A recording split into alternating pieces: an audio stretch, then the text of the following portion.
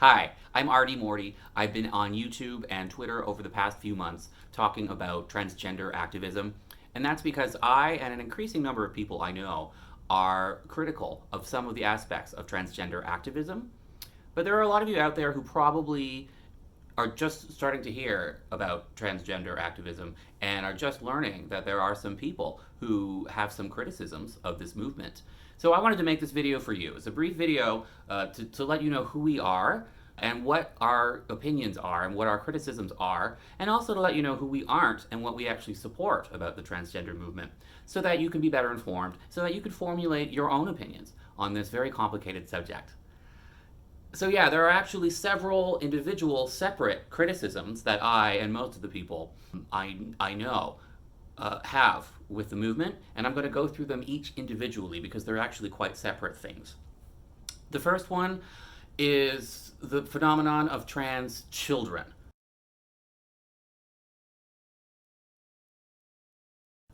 This is a very new phenomenon. No one ever had a transsexual child. No one ever said that their child was transsexual until very, very recently. And now we're seeing trans children all over the media. It's people are announcing that their children are transgender all the time. So here's how things used to be, and here's how things have changed, for the worse, if you ask me. Up until quite recently, it was very common for little boys from the ages about 3 to 6 maybe to become very distressed about the fact that they're boys and they want to be girls. They like girl toys, they behave very femininely like girls, and they'd be diagnosed with something called gender dysphoria. Now, gender dysphoria primarily occurred in boys, but it also occurred in girls sometimes, and it usually emerged in very young childhood, like from the ages of 3 to 6 is when it started to emerge. And what we knew about it is that it caused a lot of distress in these little boys and these little girls. And these little boys and girls grew up, and by the time they reached adolescence, they would have actually gotten over their gender dysphoria. They would have gotten over their distress and their desire to be the opposite sex, usually by adolescence. And then they would grow up to become happy, healthy, and in all likelihood, homosexual adults. So all these little boys and some little girls with gender dysphoria grew up, got over it on their own, ended up gay, for the most part. Some of them, however, their distress would persist. In some cases, these little boys would still want to be girls right into high school. Some cases even beyond high school, into adulthood. And in those cases, those boys, and sometimes girls, but almost always boys, would pursue sexual reassignment, would become transgender women, then known as transsexual women. But now everything's changed. Now what's happening is, if a little boy presents with distress about being a boy and wants to be a girl, or if a little girl presents with distress about being a girl and wants to be a boy, she's immediately affirmed as actually being the opposite sex. And it's just assumed that this is somebody who's going to grow up and become trans. They just assume, oh, we know for a fact this is a transsexual, proto-transsexual. And they're treated as such right away by everybody. And then everybody celebrates the fact that they've done this. Like, this is great favor they've done to the child, and it's going to be great. And what happens then is that the child almost immediately is going to get put on a medical pathway. Once you start telling a child that they really are the opposite sex, you're really starting to fix that idea in their head. And then from a very early age, they're going to get put on drugs now called puberty blockers, which they give to children so that they don't enter into puberty. The idea being that so that they can get older and then undergo sexual reassignment surgery, and not have any of the secondary sex features that you develop, so that they wouldn't, so that boys would make it, they'd pass better as women and girls would pass better as men, and not have the distress of going through puberty, is the idea.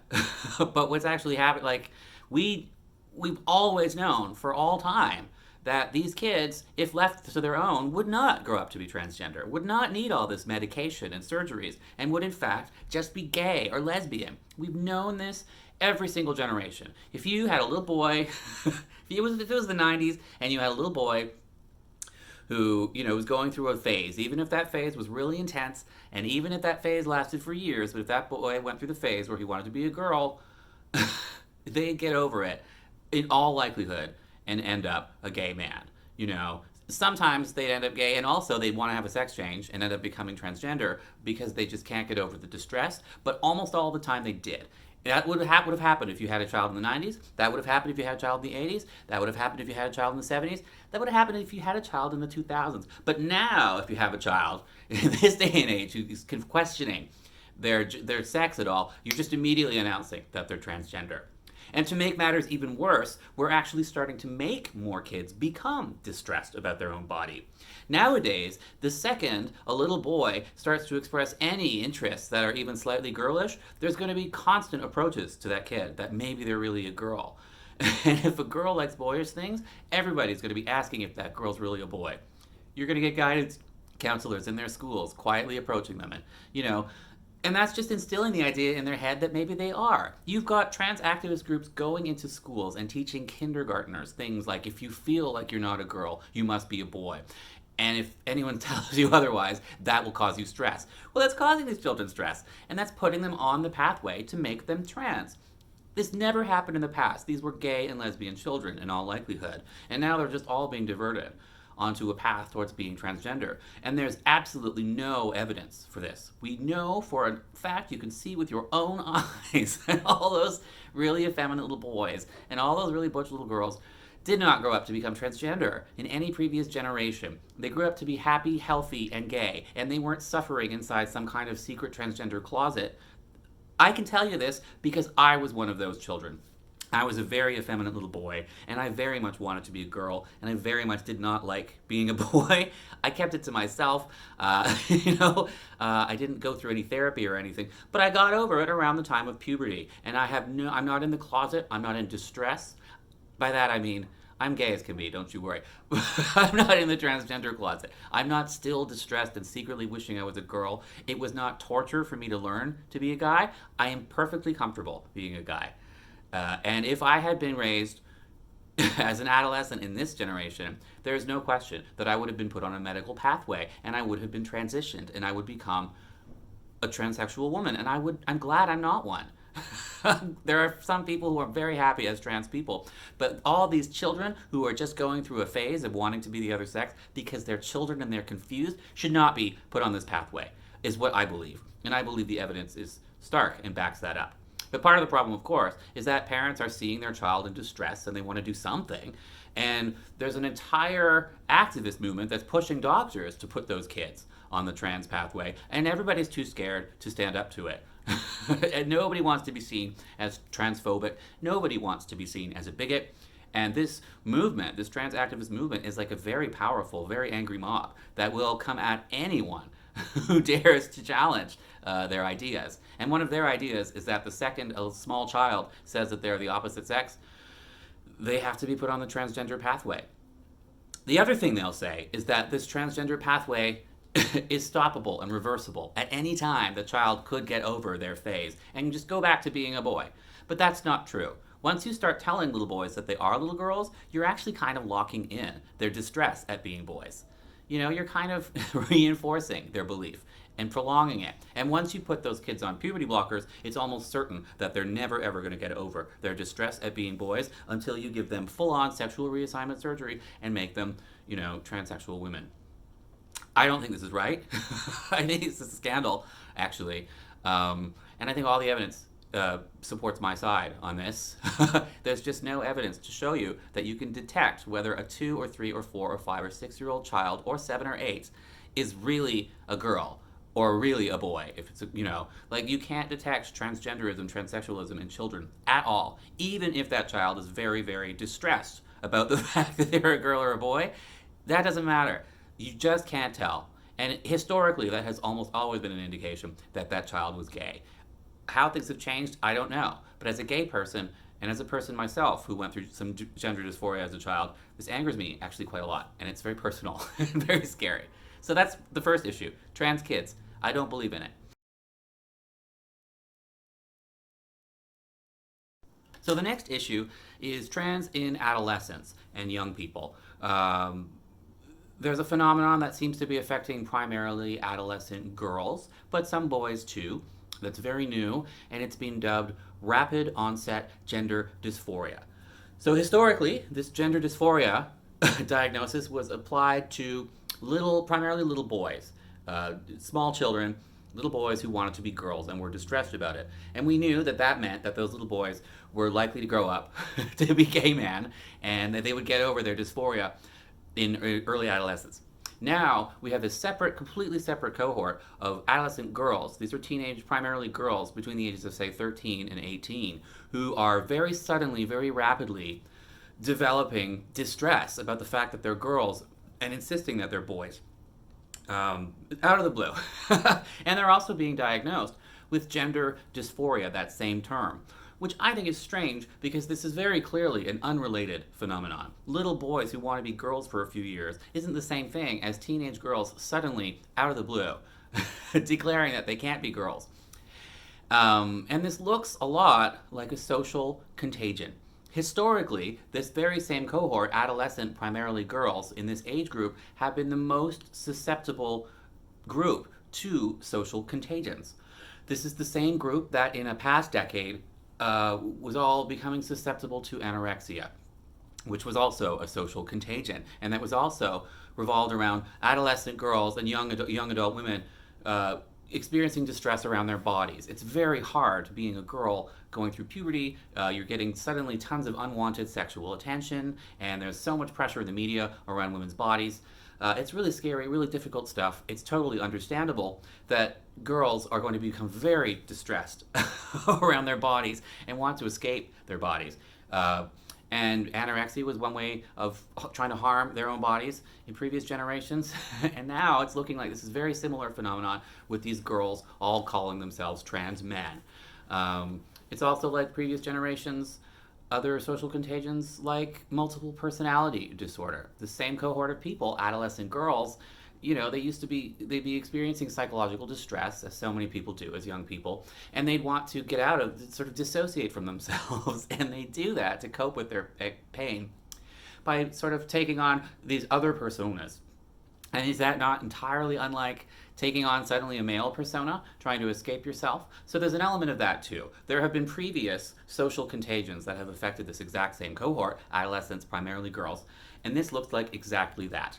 And what you're finding is these girls are suddenly declaring that they're trans boys in peer groups. It's like it'll happen to a girl because all of her friends have decided they're boys, so she does too. Or they'll be spending a lot of time on these online social communities that center around trans people and really glorify transition and really encourage more and more young people to become trans themselves. Yeah, so this looks a lot like a social contagion that's affecting these young people. And that would maybe be fine if it was just a phase that they were going through, like being a goth or emo or whatever. But these people are being fast-tracked on medical pathways. They're being given very powerful drugs, they're being given hormones, they're being given surgeries at shockingly young ages. Girls as young as 13, perhaps even younger, are now receiving double mastectomies to have their breasts surgically removed. These hormones, these cross-sex hormones they're putting on these young people, they cause permanent changes to your body that cannot be reversed and are quite severe. These girls are going to start growing facial hair, they're going to start developing male pattern baldness, their voices are going to deepen, and they're often going to require hysterectomies, and they're going to become completely sterile. That's serious stuff, not to mention all the other terrible side effects like heart problems and things like that. Yeah, and this when you go off of the drugs, if you change your mind and realize you were just going through a phase, those effects will be permanent. You're going to have a permanently masculine voice, you're going to be shaving, you're going to be going bald, and you can never get your womb back, and you can never get your fertility back. So this is very, very serious, what's happening to these young girls, and no one is stopping it.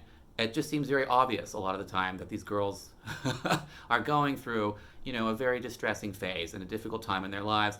But the doctors, the endocrinologists, everybody is too scared to ever suggest to these girls that maybe they're not really transsexual men. Maybe they're just going through some kind of psychological distress, and this is their way of coping with it. We know that these girls who are suddenly announcing that they're trans boys, or these young women who are suddenly announcing that they're trans men, are very disproportionately same-sex attracted. So it could be that they're lesbians and they just don't want to be lesbians because it's really scary to be a lesbian. That's part of it. Very disproportionately, these girls are on the autism spectrum. That's a big, huge red flag because, of course, when you have autism, you're not good at processing social cues and social stuff, and a lot of the stuff around gender and is social, and they maybe don't quite understand it, and they can't figure it out, and that might lead them to believe that maybe they're not girls because they don't understand the sort of social cues that girls share with each other.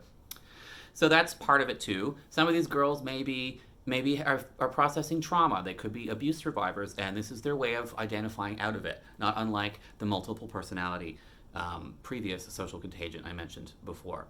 So there's just so many red flags around this group, and we're already seeing a large wave of these girls start to realize that they aren't really trans, and they're becoming what's known as detransitioners or desisters. These are people who are changing their minds, realizing they made a mistake, and going off the testosterone, going off the drugs, and reverting back to living as women, and reverting back to their female names, etc. But the damage that has been done to these girls and women, it's just really it's terrible. There needs to be so much more oversight of adolescent trans. I'm sure there are, we can't tell who's just kind of going through a phase and who isn't yet, and there isn't anybody doing any at all work to try to decipher that. In fact, the trans activists are constantly trying to make it harder and harder to question anybody's decision on why they want to be on trans medicine. They're trying to make it illegal. There's this thing in a totally separate group, in a totally separate political issue around gay conversion therapy. These are same-sex attracted people who maybe don't want to be same-sex attracted for political or conservative religious reasons. These are gays who don't want to be gay, and they think that maybe they could get therapy to get rid of the gay. Or they're being coaxed into getting therapy to try to get rid of the gay by their relatives. That's bad. We're passing all these laws to make that illegal because that can't be changed. You cannot change someone's sexual orientation. But all these trans activists have latched onto these laws to protect gays and lesbians, separate issue entirely, and said, oh, by the way, also, if you tell an adolescent girl who says she's really a boy that maybe she isn't, maybe she's just a lesbian, maybe she's just got autism, maybe she's just dealing with trauma, maybe she's just succumbing to peer pressure, if you even look into that, whether there's a possibility of any of that, you're committing trans conversion therapy and you're harming trans people, is what they say. It's ludicrous when you look at it. Like, this is not the same thing at all. This is not conversion therapy. That's ridiculous.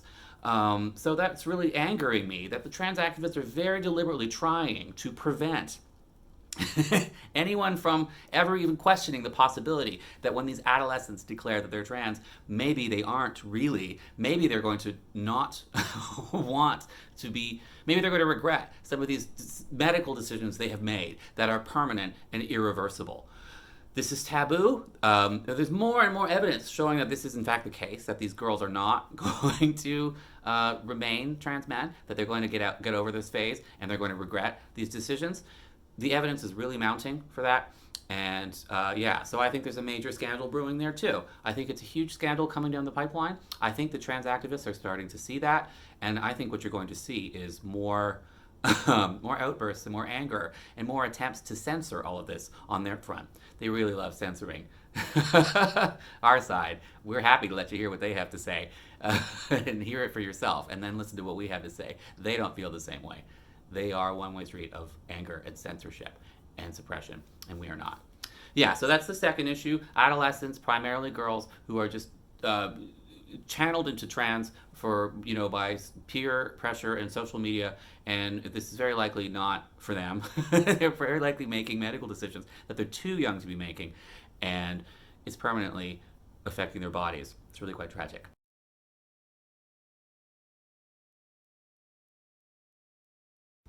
Another issue is around trans adults and trans in law. All around the world, trans activists are pushing for new legislation that is supposedly designed to make life easier for trans women and trans men, which sounds like a very fine goal, if you ask me. But the problem is, a lot of these laws are not very well written and not very well thought through. And they have the potential to, or they already are in places where they pass, cause very unwanted effects on the protections of women and girls, and are interfering with gay rights and with women's rights in law. And primarily, the problem there is that these laws can't make a material distinction between a trans woman and a man. It's very hard to find a concrete definition of a trans woman in a way that you can distinguish this person from a man. There have been attempts to do so. In the United Kingdom, in the year 2004, they introduced something called the Gender Recognition Act, which offered something called a gender recognition certificate, whereby you could undergo a formal process to apply to be recognized as a member of the opposite sex. And you'd receive a certificate, and you could use that to gain some extra privileges and some extra rights in certain circumstances. And that would make you distinct from other people of your biological class and give you separate rights from them. But that meant you had to go through a process to apply for it. And trans activists don't want that. They don't think that anybody should be allowed to decide who really is a trans woman and who is a man. They don't think there should be any steps taken. They feel that any man can declare themselves a trans woman at any time for any reason, and it's nobody's business but their own. So that means when you hear about a law that's designed to give trans women access to whatever it is that they want access to, changing rooms, prisons, etc., they're saying you may be picturing in your head a very genuine, sympathetic trans woman using that law to make her life better. But that law applies equally to somebody who's not sympathetic at all, who simply states the words, I'm a trans woman. You know, these laws don't make any distinction between genuine trans people and anyone. And that's a problem. There really is no fixed line around how to define what a trans person is. And in fact, the definition is growing bigger every day.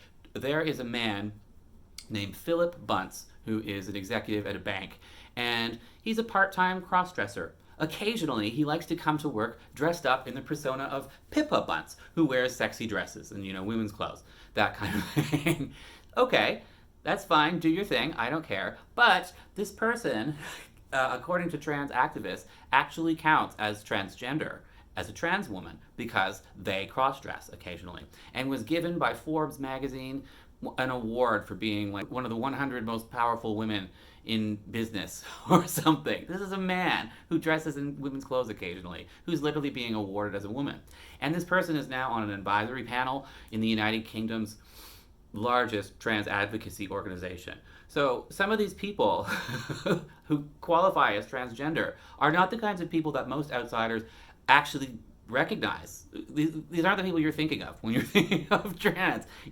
Some people are thinking these are genuine sympathetic people who have undergone medical, reassignment and that kind of thing. There are many of those people, but a lot of other people who identify as trans they're just people who haven't actually undergone anything that we would recognize, that outsiders would recognize as meaningful transition or any kind of commitment to genuinely living in harmony with women.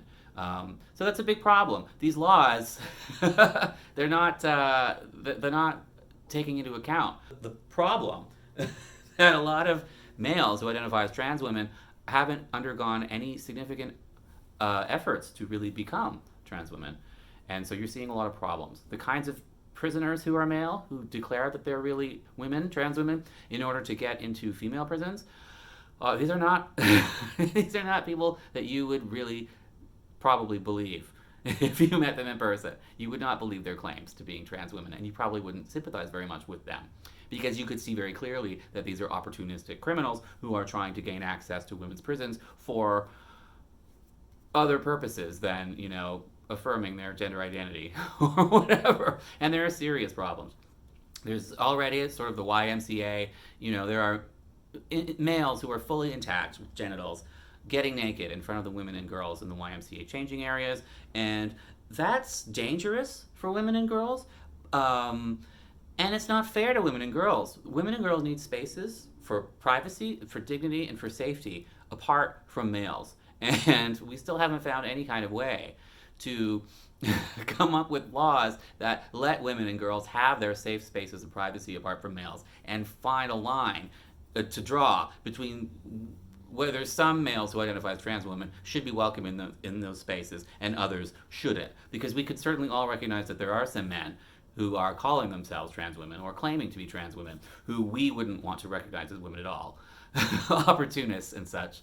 Um, so these laws just aren't working. They're causing far more problems, even though on the surface they sound like nice things that would help society. They're actually causing serious, serious problems for the protection of women and girls. There's a woman named Helen Staniland, and she always puts this question to anyone. It's called like the Staniland question by now. And the question is, she'll ask someone, do you believe girls should have the legal right to have a private changing space apart from males with penises? She'll ask this question to these people, and they just refuse to answer, these trans activists and trans allies. They just don't want to answer because the answer is, of course, yeah, women do. Women and girls, young girls, have the right to change free from adult males with penises. And that means these laws that are being introduced need to take that into consideration. And they very often don't. Very often, the pushback you get from trans activists is outrage that, accusations that we're calling trans people predators and blah, blah, blah, blah, blah. No, we're not doing anything of the sort. We're saying women and girls have the legal right, should be able to continue to have the legal right that they have presently to have their own spaces separate from males, especially intact males, It's that simple. And if your laws that are supposed to be about trans inclusion can't take that into consideration, if they would destroy the ability for little girls to have spaces to change free from the presence of male penises, then those laws aren't going to work. You're going to have to work harder to accommodate these conflicting rights claims. I do believe that there are very genuine, very sympathetic people who are trans, who have benefited from transitioning, and who deserve protection and dignity, should deserve protection in the law from workplace discrimination, housing discrimination, all that kind of thing. And we should be, as a society, making more of an effort to accommodate trans people wherever possible. But that doesn't mean that we need to pretend that biological sex doesn't exist or doesn't matter. It is very important that women and girls have spaces apart from males. And this part is hard because it hurts some people's feelings, but it's true, regardless of these males' gender identities, because we still don't have a way to sort out the sympathetic and the unsympathetic. It's not a puzzle that's going to be solvable. So that means solutions like third spaces for trans people are really the way forward, and I think trans activists really need to understand that. But the honest truth, I think a lot of the pushback against third spaces is that some of these trans activists, to be quite honest, they're not interested in finding compromising solutions to make their lives better. They want access to women and girls' spaces because they are on a mission to validate themselves as women. There's a lot of distress around the fact that they have male bodies, and a lot of distress around the fact that that people may not perceive them as real women, and they're spending a lot of time trying to convince others and themselves that there is absolutely no distinction between an intact male body person who claims to be a trans woman and a female, and they will fight. They don't want to accept third spaces or any kind of compromises, even though they're absolutely necessary, quite obviously, because they're chasing this sort of validation obsession, which is just the truth. That's what's happening.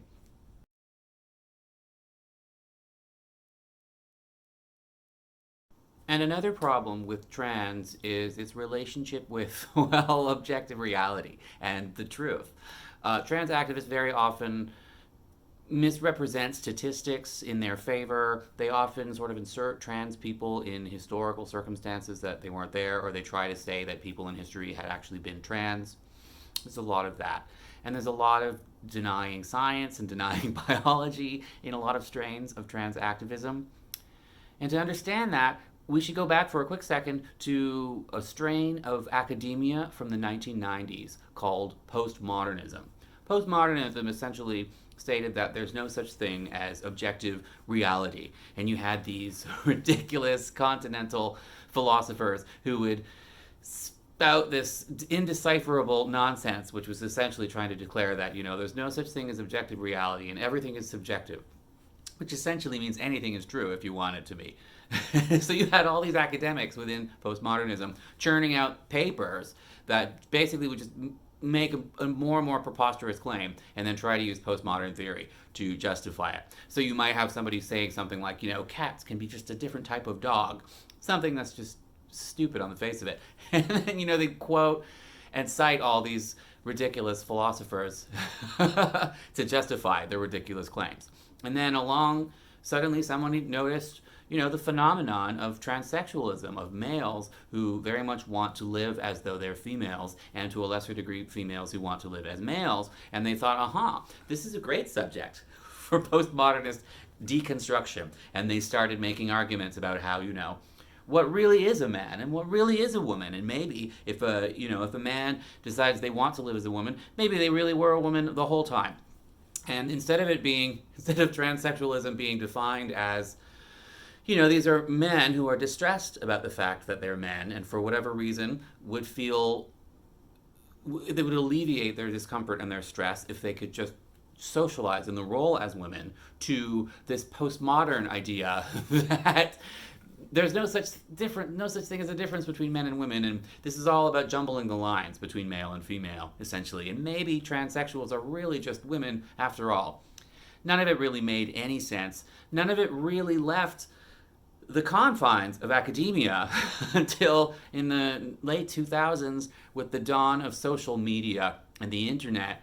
Young people started taking these ridiculous postmodernist ideas and applying them into the real world.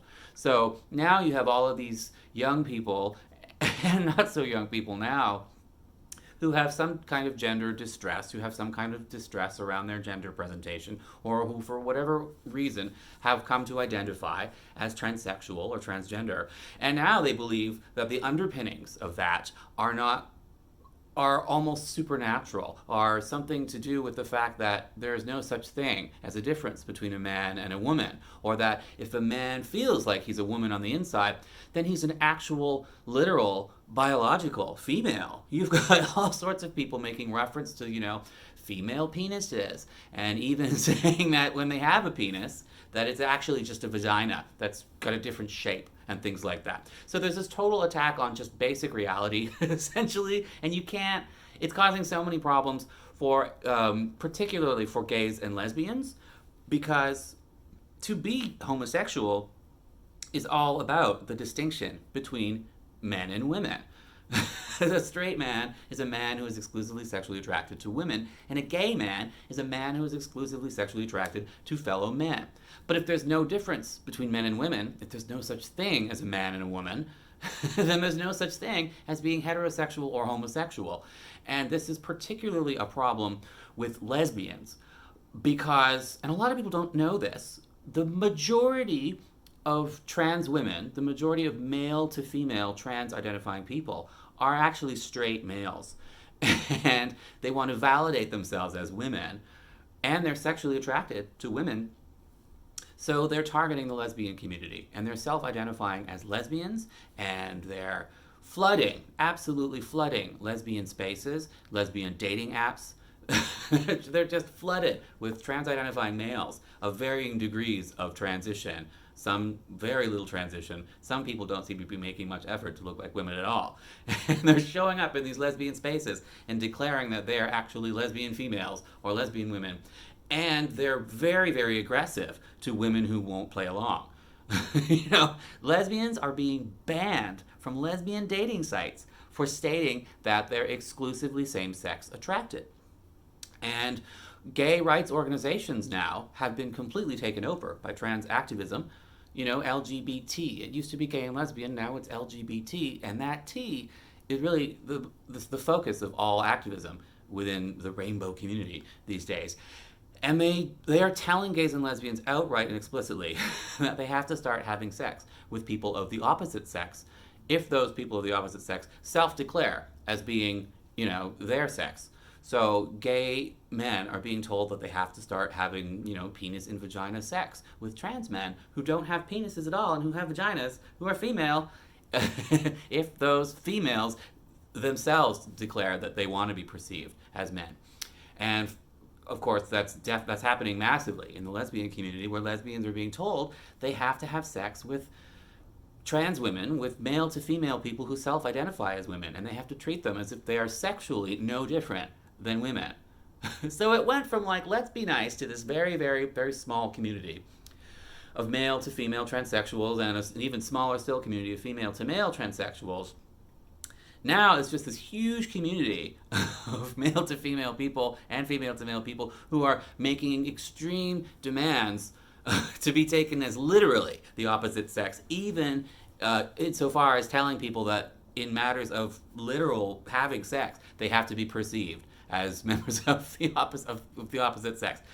That seems to me like just such an extreme. It just seems like they've taken this way too far, way too literally. The idea that someone can, live in the social role as the opposite sex, sure, why not? And that someone can wear clothes of the opposite sex, sure, why not? That everybody else should be obligated to have sex with them on the basis of their desire to be perceived as the opposite sex? No. That's ridiculous. Sex is real. Biological sex actually does exist.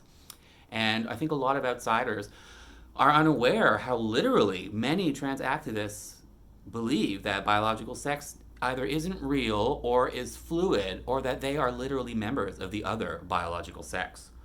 There are varying degrees of that. There are some trans activists who are very clear. Many trans people, of course, are very clear what sex they are, and that they're just living in the social role as the opposite sex. And they'd probably rather you not remind them of that, and that's fine. But more and more trans activists are believing more and more aggressive things. And the trick is that some other trans activists don't want you to know that. They don't want you to believe that. They will tell you to your face, no. No trans activists believe they're really the opposite sex. That's just a myth created by transphobes. But you can just look at my Twitter timeline, and there are countless examples of trans activists swearing up and down that they're literally the opposite sex, or that sex is a social construct, and that kind of thing. It's ridiculous. Somebody got banned from Twitter for saying only females get cervical cancer. Only females have cervixes. That's not something you should be banned from a platform for saying. That's just ridiculous. So, yeah, this war on truth and reality is having an impact on gays and lesbians. And that's another reason, another issue that I and many people have with the trans activist movement.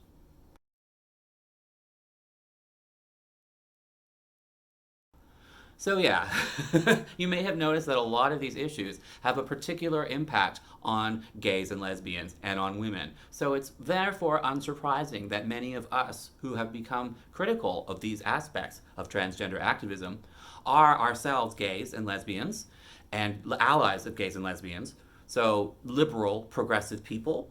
And many of these people on our side are women, because there's a tremendous impact on women and the rights of women, and even the erasure of the definition of a woman in law and in science. So yeah, women are very, very angry about this. So a lot of us on the critical side are women, disproportionately, liberal, progressive women, women with science backgrounds very often. Yeah, but we're being painted by trans activists as a bunch of, religious conservatives. You see, in the gay rights movement in the past, well, it's still ongoing, but we've pretty much won it at this point. Our traditional enemies were, in fact, Christian conservatives. Religious conservatives did not like gays and lesbians, didn't believe in our heathenistic lifestyle, etc. They were the people that we opposed. And the trans activists are just stealing our narrative and trying to use it as a template for their own activist movement. So they're telling everybody that us, who have these, I think, very reasonable criticisms of these very specific aspects of trans activism, and are raising some serious issues, they're trying to just tell you to dismiss us, as we're all just a bunch of religious conservatives and, yahoos. That's just not true. We're predominantly educated, we're predominantly progressive, we're predominantly women-focused, we're predominantly gay, not predominantly gay and lesbian, but disproportionately gay and lesbian.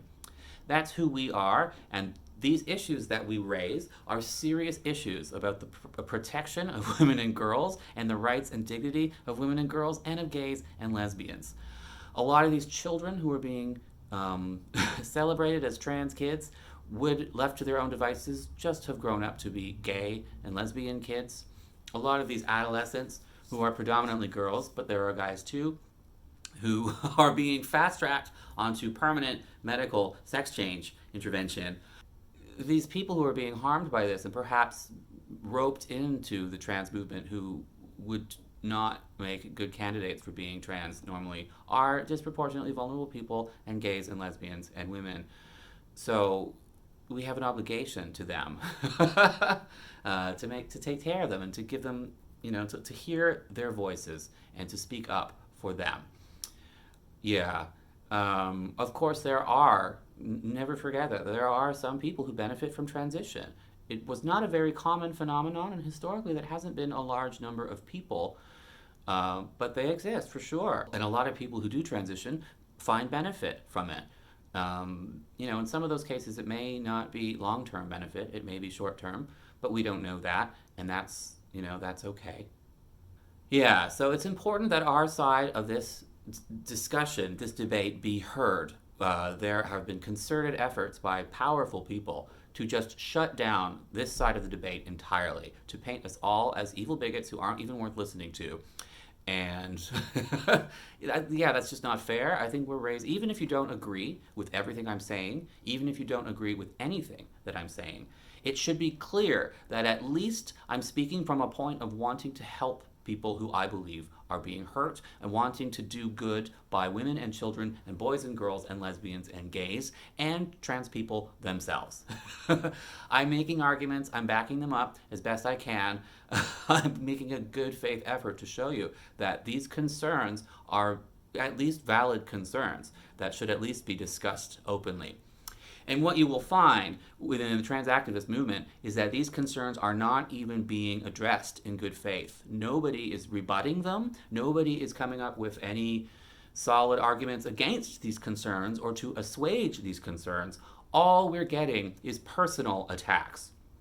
If I were to bring up some of these issues to a trans activist, their response would most likely be to insult my physical appearance, to call me a bigot, or to tell me to shut up. They would not acknowledge that I have a concern. They would not acknowledge that there's probably some basis of truth in my concern. They would just personally attack and lash out. That's all I'm ever seeing from the other side of this movement. And that's strange because the other side of this movement has come to completely control the narrative. They've got the ears of everybody, of Google and Twitter and the banks and the police departments. Everybody's on board with the trans activists, largely because they think this is just gay rights 2.0. They think this is just the next, big civil rights movement, and they want to get it on the ground floor, right? And they're scared of being perceived as phobic in any way. But I think if you really have the courage to look at this issue honestly, you'll see that there are some major problems that need to be addressed. And it's absolutely possible to have a healthy trans activism that is advocating for, workplace discrimination laws to prevent trans people from being fired, housing discrimination laws to prevent trans people from losing their housing, more funding to get trans people out of the sex trade, out of sex work, more funding to help trans people who are experiencing homelessness to find housing. There's a lot of trans activism that could be done to help trans people. But a lot of what I'm seeing is misdirected efforts at basically attacking women and trying to gain access to women's spaces. Yeah. So I think that's really unfair and really unfortunate. And I'd like to see for my trans friends better activism. And I'd like to see a lot of the behavior of the trans activists really change. I think people are waking up to this. There are more and more people standing on my side of this debate, more and more people waking up and seeing that there are problems and that there is good reason to speak up and to be critical of some aspects of trans activism without feeling like you are or doing anything that is phobic. There's nothing phobic about raising concerns about children being unnecessarily misdiagnosed as trans, or adolescents being unnecessarily misdiagnosed as trans, or laws being passed that are poorly designed that are harming women and girls as well as trans people themselves, or a misunderstanding of biology because of an application of a not very rigid philosophical fad called postmodernism. These kinds of things are just mistakes, I think, that really should be corrected. Yeah, I hope you agree.